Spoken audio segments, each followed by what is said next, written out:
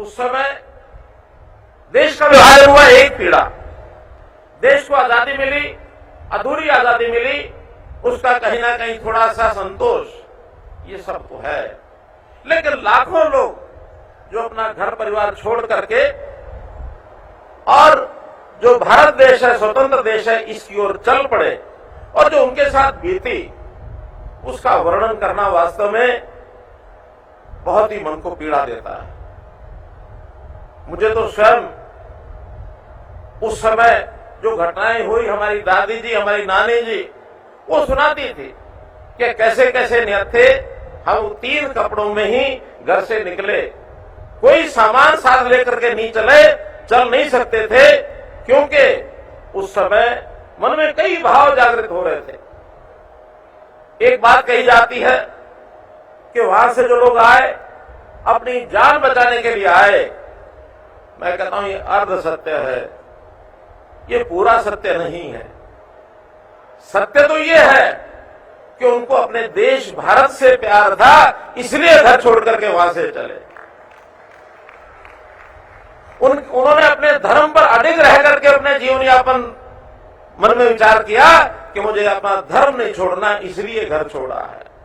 केवल जान बचानी होती तो धर्म परिवर्तन करके वहां रह जाते, जान बचती, कुछ नहीं जाता था, पैसा भी रहता, मकान भी रहता, धन दौलत भी रहती, लेकिन उन्होंने उस धन दौलत को, उस मकान को, उस व्यापार को, उस खेती को, सबको छोड़कर, ठोकर मारकर अपने जीवन में कुछ संस्कार है देशभक्ति का, उस राष्ट्रभक्ति के संस्कार को लेके, धर्म के प्रति निष्ठा को रख करके और वहां से निकले और यहां पहुंचे।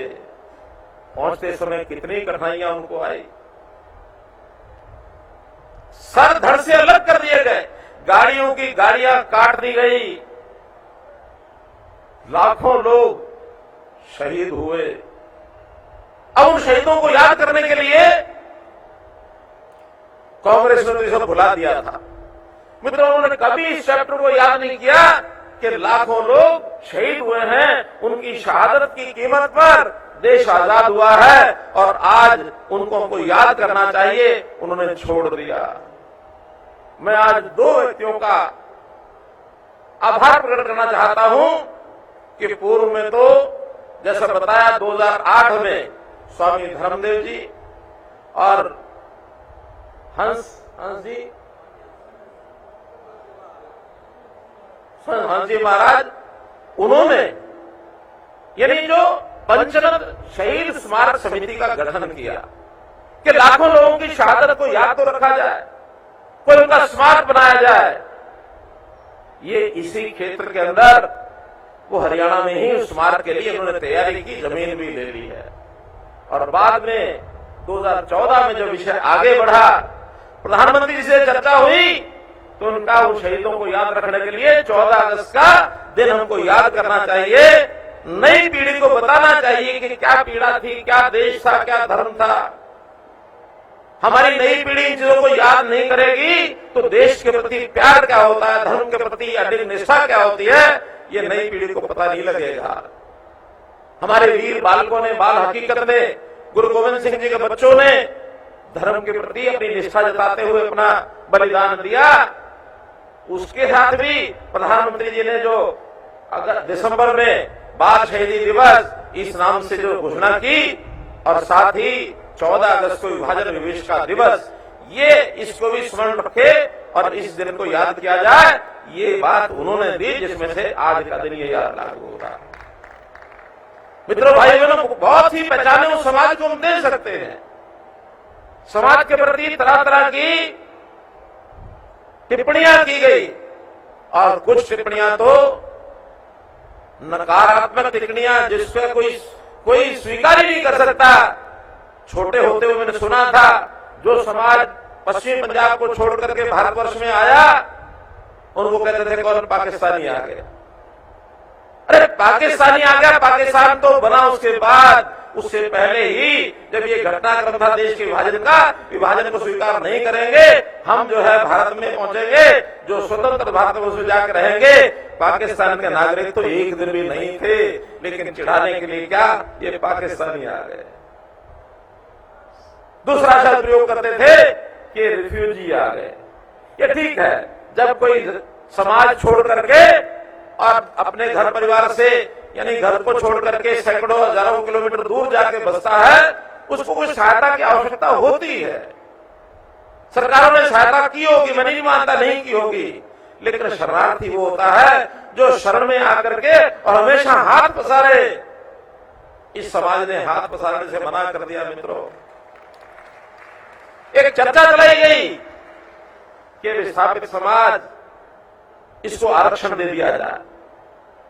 जो सुनी बातें हैं, जो आज जानकारियां हमको मिल रही हैं, बहुत मीटिंग उसके ऊपर हुई, लेकिन उसके समर्थन में चंद लोग थे, उसके विरोध में सारा समाज खड़ा हुआ कि हम आरक्षण नहीं लेंगे, आरक्षण नहीं लेंगे। क्यों आरक्षण की अगर इच्छा रखेंगे तो इसका मतलब यह है कि हम अपनी जो प्रेरणा से काम करने का जो पुरुषार्थ होता है, उस पुरुषार्थ को समाप्त कर बैठेंगे। हमने अपने आप को पुरुषार्थी कहलाया, हम आरक्षण के साथ नहीं गए। पुरुषार्थी व्यक्ति वही होता है जो अपनी योग्यता से, अपनी शिक्षा से, अपने संस्कारों से, अपनी कुवत से अपने पैरों पर फिर से खड़ा हो सकता है।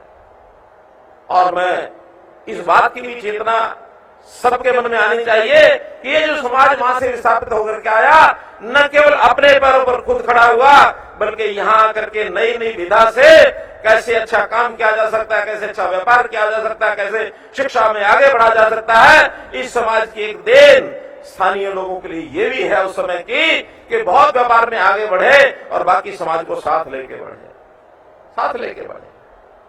तो मित्रों, पहचान के नाते हम भारतीय हैं। पाकिस्तान तो चिढ़ाने के लिए कहा गया होगा या ना समझ लोगों ने कह दिया होगा, वो शब्द बहुत जल्दी छूट गया।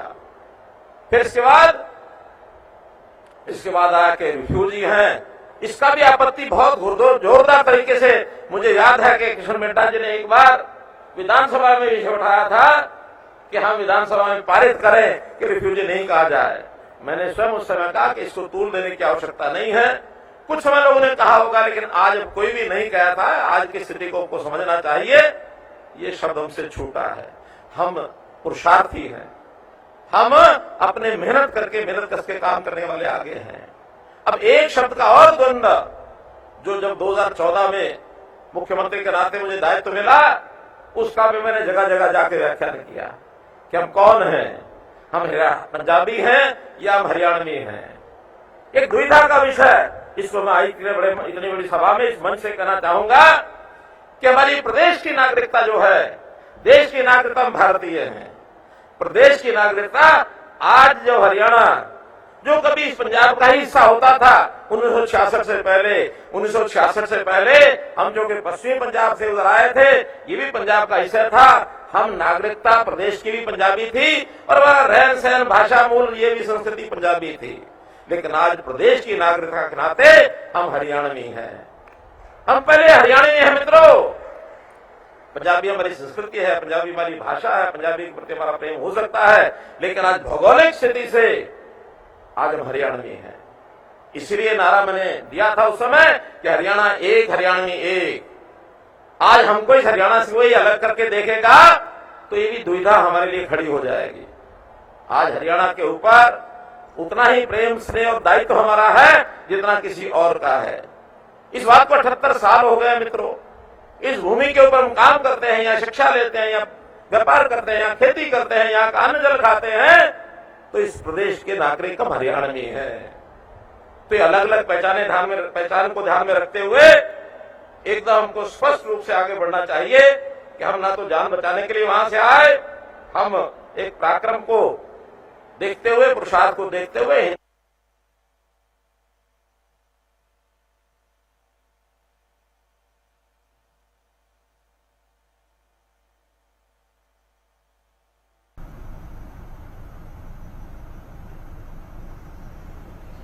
तो विभाजन विभीषिका स्मृति दिवस कार्यक्रम किया जा रहा है, जहां पर आप केंद्रीय मंत्री मनोहर लाल को सुन रहे थे, जो कि कई सारी बातों का जिक्र करते हुए आज के दिन नजर आए।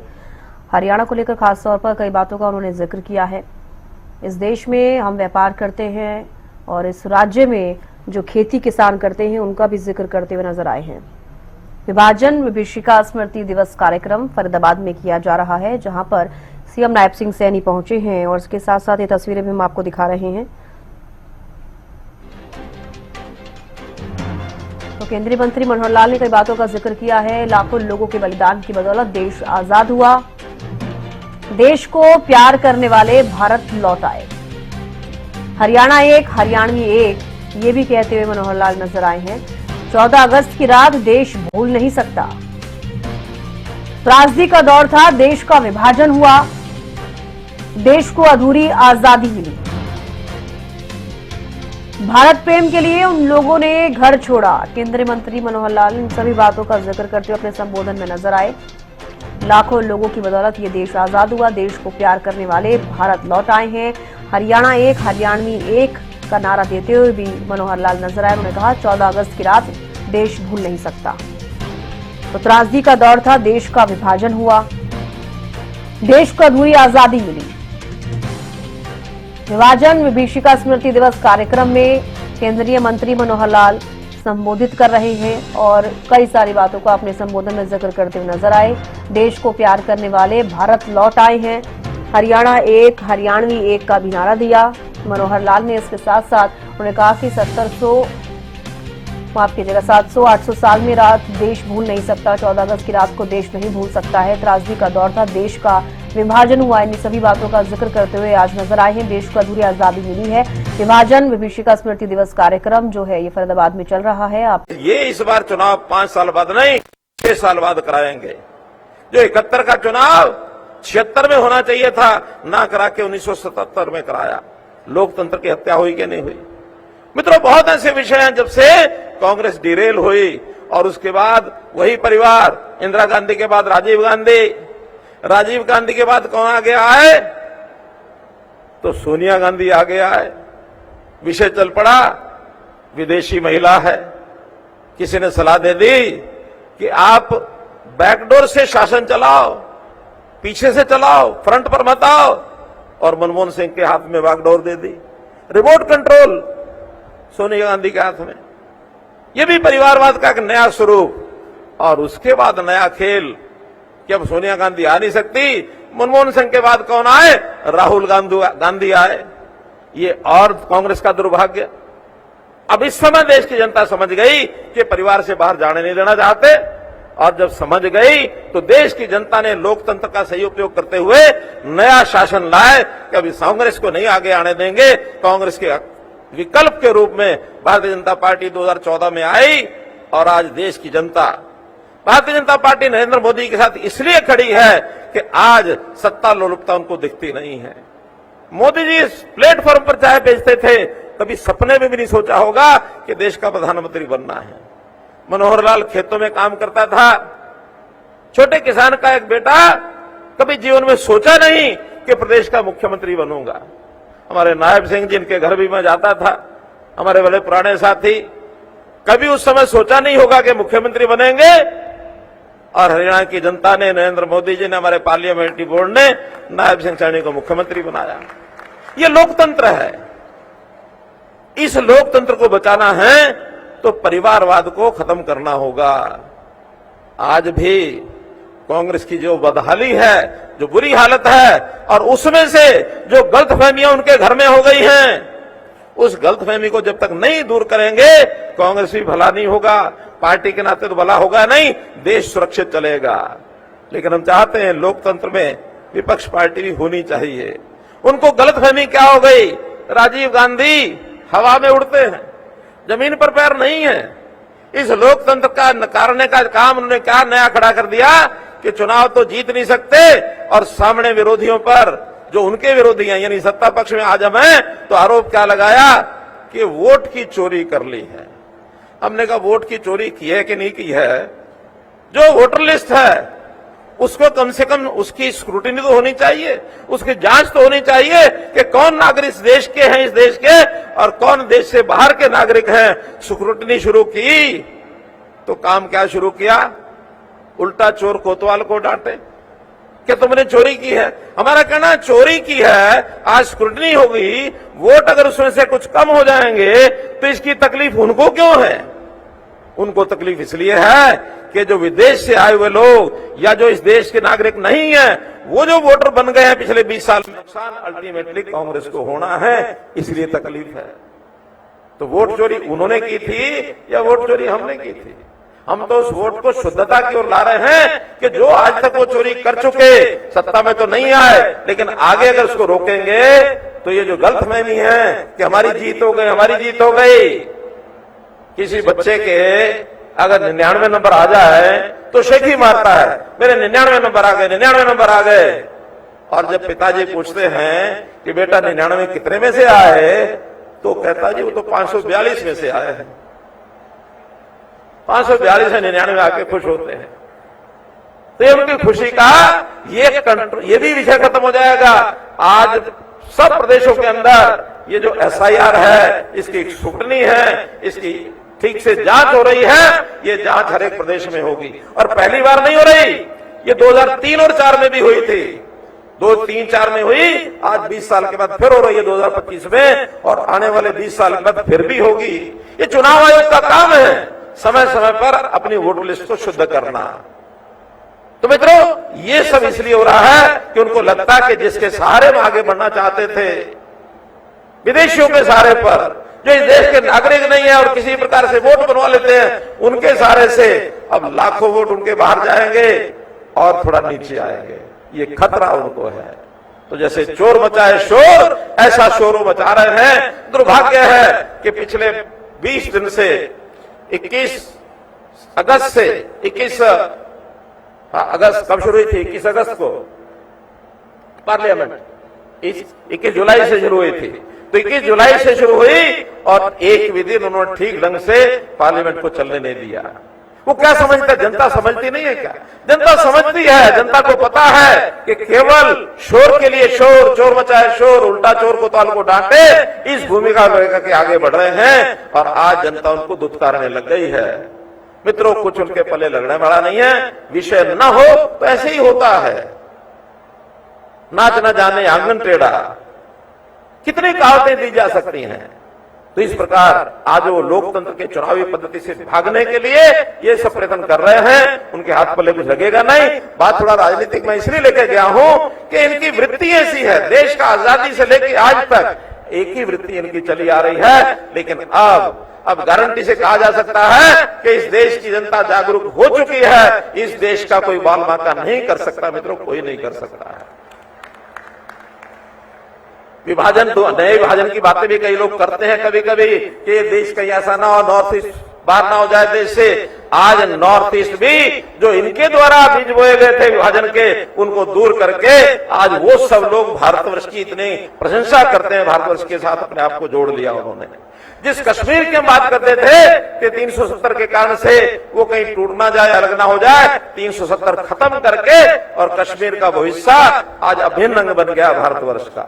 और केवल वहीं तक नहीं, जो ऐसा प्रदेश 1947 में हमारे साथ रहना चाहिए, वो हिस्सा भी जिसको पीओके कहते हैं, पीओके भी अब आने वाले समय में पुनः भारतवर्ष के साथ मिलने वाला है। ये मैं आपकी गारंटी से आपको बता रहा हूं। देश मजबूत होकर आगे उभरेगा, लेकिन उभरेगा कैसे?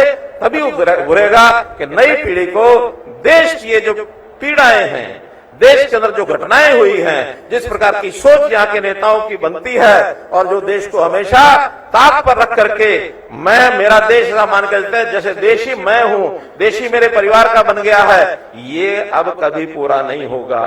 आपको पता, एक बार इंदिरा गांधी के बारे में ये कहा था, वहां के बरुआ जी एक प्रेसिडेंट होते थे, उनका Indira is India, India is Indira, ये उनकी इमरजेंसी के दिनों की एक घोषणा है। कभी भी किसी नेता के साथ भारतवर्ष का बंध नहीं सकता है। भारत अपने आप में एक आइडेंटिटी है, इस देश के लोगों की आइडेंटिटी है, किसी नेता की बंधी हुई नहीं है। तो मित्रों, इस देश को बचा के रखना हम सब जनता का काम है। इसी प्रकार से इन चीजों को याद रखें, आगे बढ़े। बहुत बहुत धन्यवाद, बहुत बहुत आभार। मनोहर लाल को सुन रहे थे आप। 14 अगस्त की रात देश भूल नहीं सकता। उन्होंने कहा कि त्रासदी का दौर था, देश का विभाजन हुआ। विभाजन विभीषिका स्मृति दिवस कार्यक्रम में केंद्रीय मंत्री मनोहर लाल शामिल हुए। यहां पर संबोधित करते हुए कहा, देश को अधूरी आजादी मिली, भारत प्रेम के लिए उन लोगों ने घर छोड़ा। कहा कि लाखों लोगों के बलिदान की बदौलत देश आजाद हुआ है। केंद्रीय मंत्री मनोहर लाल ने संबोधित करते हुए कहा, देश को प्यार करने वाले भारत लौट आए। हरियाणा एक, हरियाणवी एक। 700-800 साल स्वतंत्रता का संघर्ष चला। केंद्रीय मंत्री मनोहर लाल ने संबोधित करते हुए कहा, केंद्रीय मंत्री मनोहर लाल की ओर से कहा गया, विभाजन विभीषिका स्मृति दिवस के अवसर पर कार्यक्रम का आयोजन किया गया, जहां केंद्रीय मंत्री मनोहर लाल ने कार्यक्रम में शिरकत की। साथ ही कई अहम मुद्दों को लेकर जिक्र किया। कहा कि इस दिन अधूरी आजादी मिली थी।